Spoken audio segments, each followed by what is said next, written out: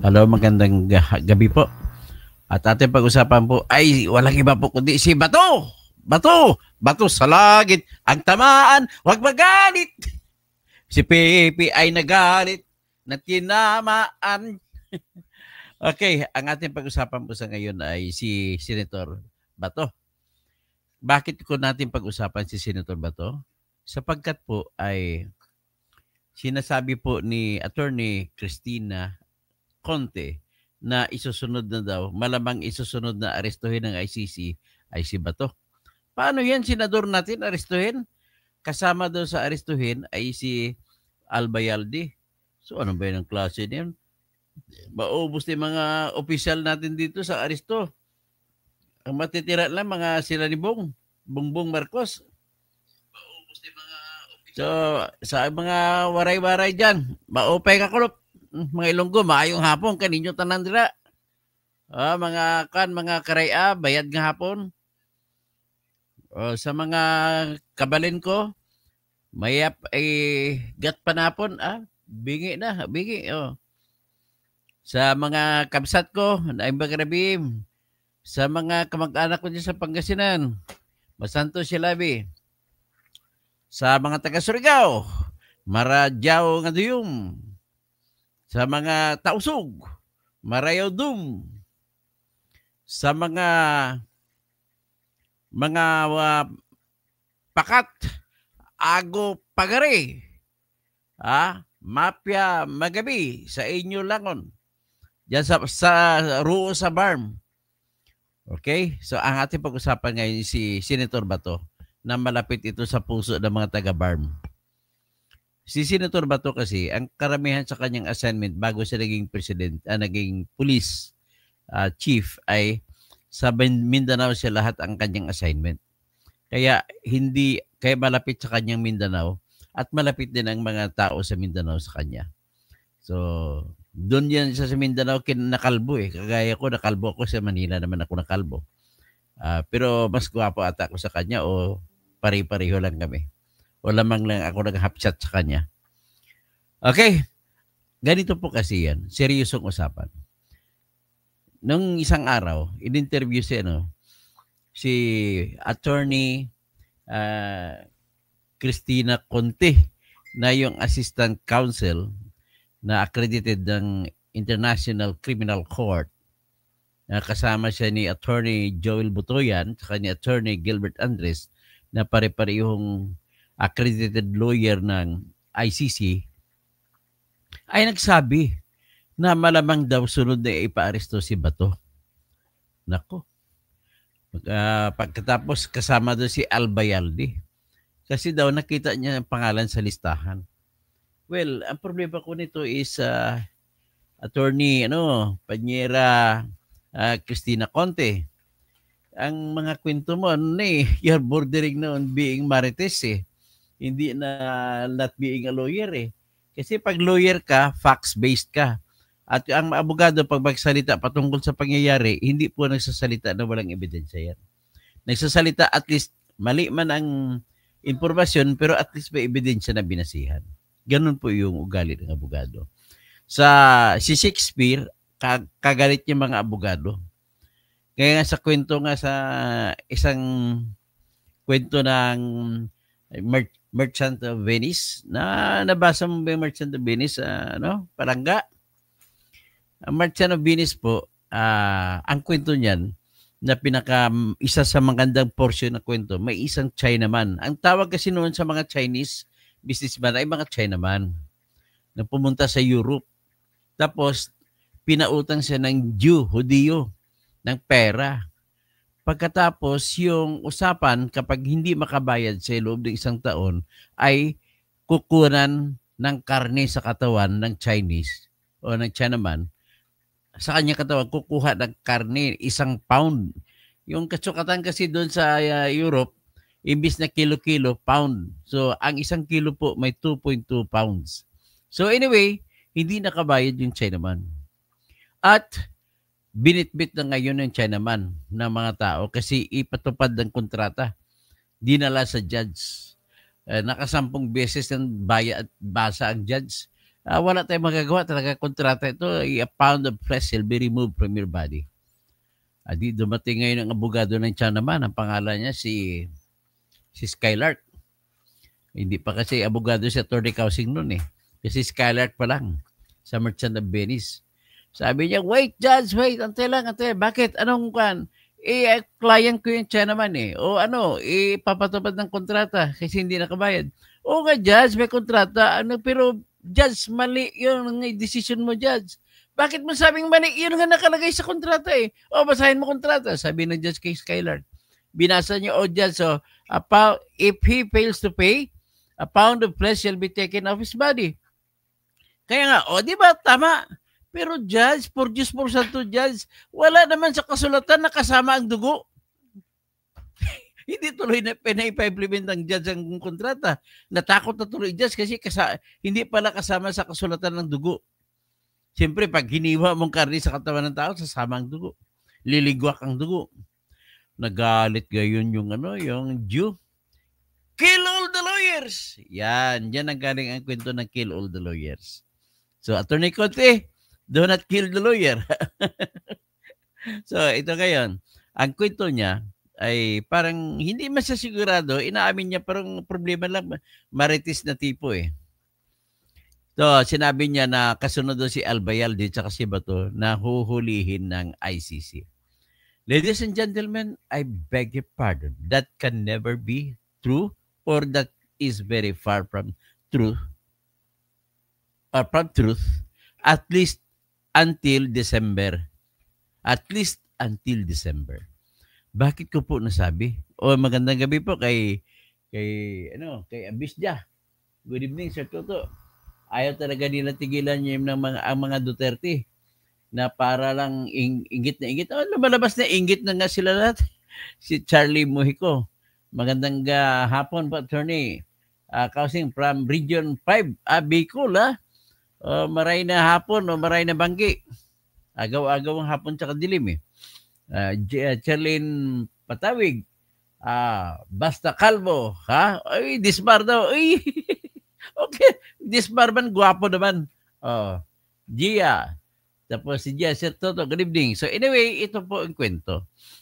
Kasunod daw, ayon kay Attorney Conte, na siyang assistant to counsel na-accredited ng International Criminal Court, ay susunod na arestuhin si Bato. Si Bato naman ang tinanong, sige, wala naman ako magagawa talaga. Di, sasamahan ko na si President Digong doon. Tabing kama na lang kami. Kasama pa nila si Albayalde. Di, baka mag-agawan pa sila ng kama. Pero yan po ang kwento. Pero bakit ko naman sinabi, malayo po sa katotohanan. Bakit po malayo sa katotohanan? Simple lang po yan. You got to analyze that there is now that incident called pending motion with regard to jurisdiction of the ICC over the Philippines. So ano ngayon yung pending motion? Bakit? Kasi nagsampa ng motion si Ginoong Duterte sa pamamagitan ng kanyang abogado na si Attorney Nicholas Hoffman. So hanggat hindi madesisyonan yung issue sa jurisdiction, kung mayroon bang authority ang ICC sa Pilipinas o wala, hindi pa madesisyonan, ay hindi pwedeng magdedesisyon ang ICC na pre-trial chamber. Sila din ang dyan sa magdesisyon eh. Kung pasahan ba ng warrant of arrest o summons si Bato at si Albayalde, o kung hindi, yung judge din na magdesisyon sa motion ni Ginoong Duterte na i-dismiss ng kaso kasi wala ng kapangyarihan na hindi nasakop ng ICC ang Pilipinas. So ngayon, ibig sabihin, ang tinatawag dyan is common sense dictates that the judge, si Judge Alipio Ganzo, si Judge Lira, tsaka si Judge Mutok, ay hintayin na lang nila kung kailan matapos. Pag madesisyonan nila ang kay Duterte, halimbawa, sabihin natin, talo si Duterte. So, sabihin ng ICC, meron kaming authority, meron kaming jurisdiction. Halimbawa, ganun, ano mangyari sa kasunod? Eh siyempre napakatilido ng mga abogado si Attorney Kaufman. Ang gagawin niya susunod ay mag-apilala siya sa pretrial chamber, sa appeals chamber. So pag-apil naman doon, malamang mananalo siya doon. So ibig sabihin, ito abutin to hanggang sabihin ko na mga July. July meron ng desisyon. Tapos August magma-file na ng baka merong motion for reconsideration sa kanila o di kung wala man, akit sa ngayon sa appeals chamber. Yung appeals chamber na may hawak ng kaso noon, baka yun din may hawak ng kaso kaysa kayo ng kaso na hinahawakan ni Minardo Guevara. May malaking chance sa appeals chamber kasi tahasan nagsulat ng desisyon pangkontra ang 2 sa 5 na mga judges sa appeals chamber. At sinabi nila na tahasan na walang jurisdiction ang ICC sa Pilipinas kaya dapat ipilabas na si Digong. Ang argumento naman ng 3 na judge na nagbasura sa apila nila ni Minardo Guevara ay ganito. Dahil hindi nyo kinwestiyon ang jurisdiction sa umpisa pa lang, hindi namin desisyonan ito. Ganon po ang desisyon lang. Ibig sabihin, pagka ganon, napakalaki ang chance na kung kung nangyari lamang na kinwestiyon ang jurisdiction sa simula pa lamang, ay mananalo, matagal na palang labas hindi na huli si Ginoong Duterte. Ganon po mangyayari. Yan ang implikasyon niyan. So ngayon, kung ganon, ano ba talaga ang ginawa ni Minardo Guevara para malaman natin? Ganito. Nung nag-issue ng utos ng preliminary examination, ang tinatag nito yung ICC court, ang nagbigay ng preliminary examination, hindi ICC court, kundi Office of the Prosecutor noong February 8, 2018. Pagkatapos noong March 17, 2018, ay nagpadala ng withdrawal si Digong Duterte sa United Nations, sa Secretary General, at nag-withdraw sila sa ICC or Rome na treaty. So, pagkatapos noon, 1 year ang effectivity, naging effective ay March 17, 2019. Ay yung preliminary examination na hiningi ng Office of the Prosecutor o ni Pato Binzauda ay hindi pa sila nagdesisyon na magsampa o maghingi ng authority na mag-imbestiga. Kasi ang hawak nila, papel lang na report. Kasunod nun, para magkaroon sila ng ebidensya, ay hingi sila ng investigation authority to investigate. Para papasok sila, kukuha sila ng mga dokumento ngayon. At kukuha sila ng mga medical certificate o kung ano-ano. Sigurado pumunta yun sa Pilipinas. Na sikreto lang. Kasi sanay naman ng trabaho ang ICC sa ganung sistema na kalaban pa yung tao na iniimbestigahan. So dahil sa ganun, nailabas na ngayon, nag-apply ngayon yung Office of the Prosecutor noong May 24, 2021. So ilan na, naglampas na tayo pag hindi na tayo member. Kasi huling araw na member natin, March 16, 2019. So March 17, 2019, hindi na member ang Pilipinas. So ngayon, pinagbigyan pa rin ng ICC pre-trial chamber judge. Inauthorize nila. No, ngayon, sabi naman sa decision ng 3 judge, ay hindi daw in-invoke. Nagkumusto na ngayon si Minardo Guevara, pero ang kini-question ay sinabi may kakayahan naman ng Pilipinas na maghanda, mag-investigate at magkaso laban kay Digong. Huwag nyo na pakialaman, kami na lang. O binigyan tuloy siya ng Office of the Prosecutor 1 taon mahigit ang Pilipinas. Tapos 1 taon mahigit, yung pinangako na 30,000 na limba habulin, 63 lang na katao ang nakayang ilabas nila ni Minardo Guevara. Kaya dahil 63 lang, nagdesisyon ngayon ng ICC na hindi, ibalik na hayaan mo ng ICC mag-investigate. Dahil ganon, nag-apila naman ngayon sila ni Minardo Guevara doon sa appeals chamber mula doon sa pagbasura ng kanilang request for deferment. at ang Pilipinas na daw ang mag-investigate. Ito na ngayon, nang kumuha sila ng abogado nagdesisyon na kumuha ng abogado doon sa Great Britain. Ang abogado, mahal, $1 million ang binayad doon. Tapos, nag-file ng apila sa appeal chamber. Alam mong inapila? Walang jurisdiction. Doon pa lang for the first time na i-raise, na i-argue, kasi mas matalino yung yung babaeng abogada sa England kaysa kay Minardo Guevara. So, ngayon, nag-argumento siya na walang jurisdiction ang ICC dong ito ay nagpalabas ng authority to investigate. Kasi po, bakit walang investigation? Kasi nung panahon na ni-request ang authority to investigate ay hindi nakasapi ang Pilipinas. Kasi nakalagay po sa Article 12, Paragraph 2 na kailangan ilabas lamang ang authority to investigate kung kasapi pa ang bansa na kung saan mag-investigate. Yan ang sinabi. So, therefore, hindi magandang argumento, balitaktakan. Nagresulta yan sa decision na 2 sa mga 5 judge, appeals judge, ang pumabor sa argumento ng babae na British lawyer. So, ang argumento, kaya lang, yung sabi ng 2 na pumabor ay dapat lang kasi jurisdiction ang tanong. Yung 3 judge naman, hindi pwede kasi hindi niya kinwestiyon sa baba, hindi natin pwede isama sa appeal. Kung ano ang idalhin mo sa appeal, ibig sabihin kaya mo inapila, nadaanan na yan sa baba. Ngayon bibitbit ka ng argumento na walang jurisdiction, hindi pa nadaanan sa baba yan. Yan po ang katotohanan, Attorney Conti. So, ngayon, dahil dyan, na-aristo naman si Duterte. Pagka-aristo ni Ginoong Duterte, noong March, kung hindi ko makabali, mga March, hindi, March 11 plus sinuli. May. Yung May, nag-file ng tinatag na motion, parang sa Pilipinas na katumbas ay motion to dismiss. Basura ng kaso.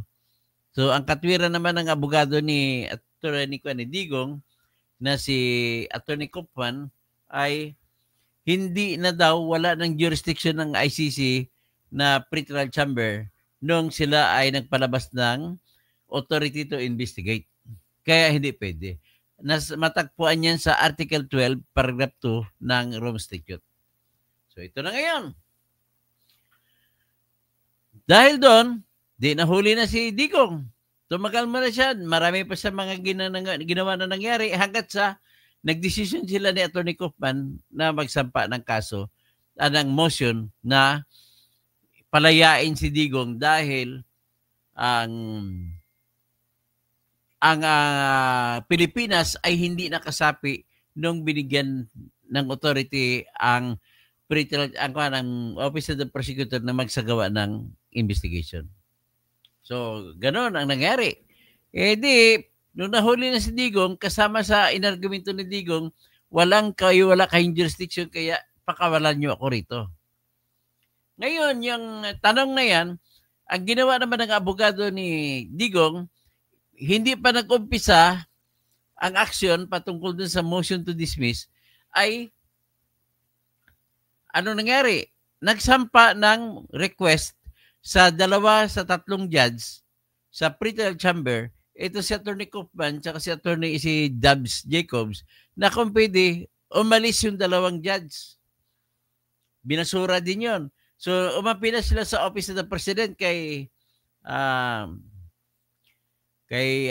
President Tokomi Anaki ba yun? Akani. Tumuko Akani, babae, presidente ng International Criminal Court.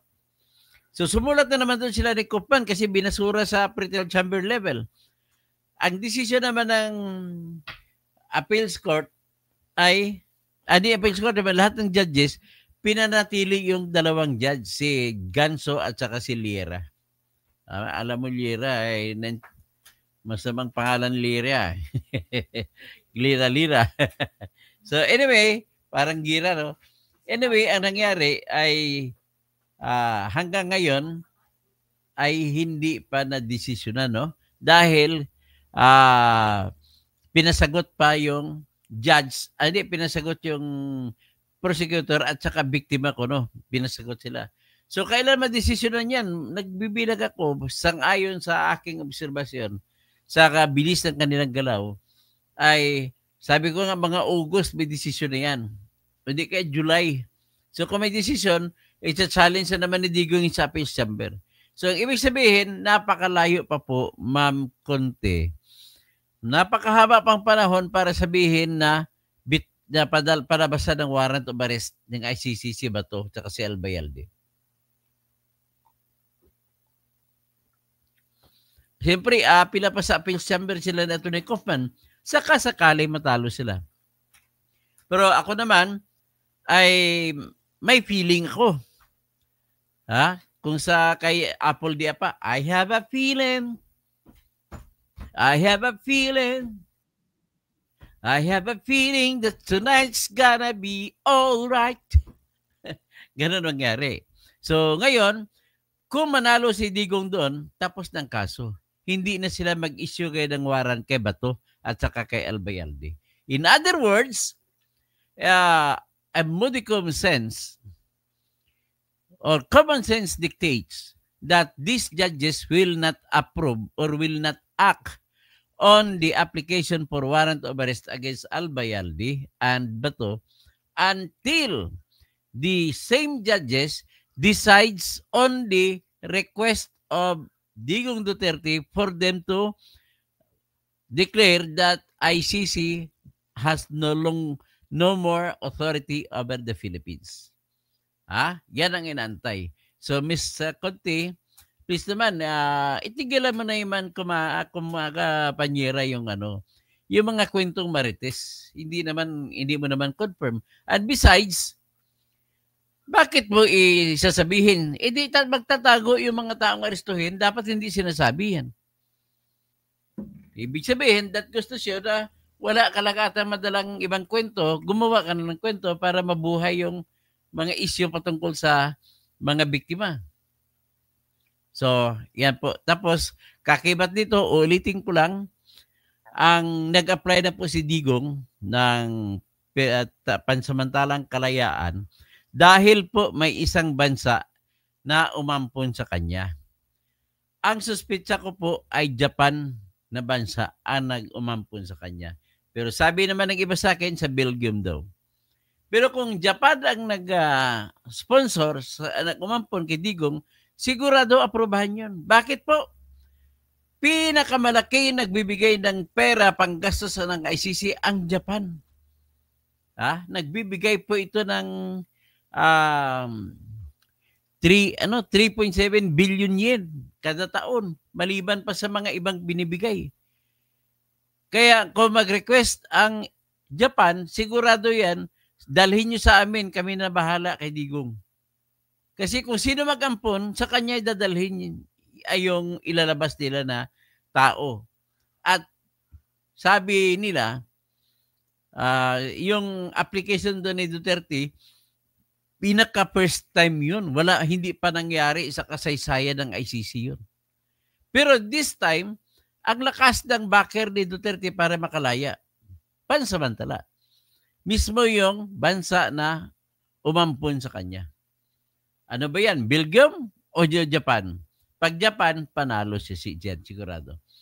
Kasi bakit? Ulitin ko lang, pinakamalaking contributor ng ICC ay Japan. Second na sa kanya ang Germany. Ang layo na second niya. Layo din pa rin siya. Tapos third ang France. So yan po ang katotohanan. Kaya malayo pa. Bato sa langit. Ang tama ay huwag magalit. Okay, Bato, huwag ka mag-alala. Anyway, ang malayo pa ito. Kailangan mo na mag-decision mo na sa kaso ni Duterte sa question on jurisdiction bago mapunta sa inyo ni Albayalde. Pero, siyempre, andun na tayo dahil naging happy ka, tanggapin mo ang hamon ng buhay. At anyway, senator ka pa rin kahit hulihin ka eh. At kung hindi ka naman makaboto, okay lang kasi hindi naman kailangan ni Sara sa impeachment na buboto pa kayo pabor sa kanya. Yung hindi lang kayo bumoto, malaking tulong na sa kanya. 'Di ba? Kaya magandang gabi po sa ating lahat mga kaibigan. Si Boy Tekling, Crazy Brooks, Sunny Gaya, Hopren, Philip Sagalya, taga Baguio, Estrella Yugo. Sige lang, gawin nyo lahat, Marcos, laban sa mga Duterte, panahon nyo ngayon. Okay. Then B, election. Tapos John Wick. Tapos Danby election, lahat na po sila makukulong. John Wick, aso lang may lalabas na warrant. asa lang umaasa lang pala na may lalabas na warrant. Eladio Socorro, Tabasak, GH Smaki, watching. Si Vincent Reyes, parang thrilling din kung si Conti to, kung magsalita. So, Simon, Denby election. Tapos si Charlie Mojico. So, hanggang dyan na po, no? At si Buyet Tekling, Hop Brent, si Crazy Brooks, si Sunny Gaya. Okay, tulungan niyo po ako, magbigay po kayo kahit 100, 300 sa Gcash ko kasi magsasampa po ako ng kaso na kuwaranto laban kay Erwin Tulfo at naniningil po ang Senate ng 50,000 na filing fee. Hindi ko po kaya yun. So, hindi natin makasampa ng kaso si Erwin kung wala tayong pera. So, Kwak Marcos Jr., Argentina daw po, posible na gustong tumanggap kay Digong. Ganun ba? Argentina. So, akong Argentina, ang mangyari niyan, don't cry for me, Argentina. The truth is, I never let you from where I want you. My God existence, I keep my promise to keep the distance. Don't cry for me, Argentina. Yung ganun, papunta mga Pinoy sa Argentina. Doon sila magpa-party-party lagi ni Digong.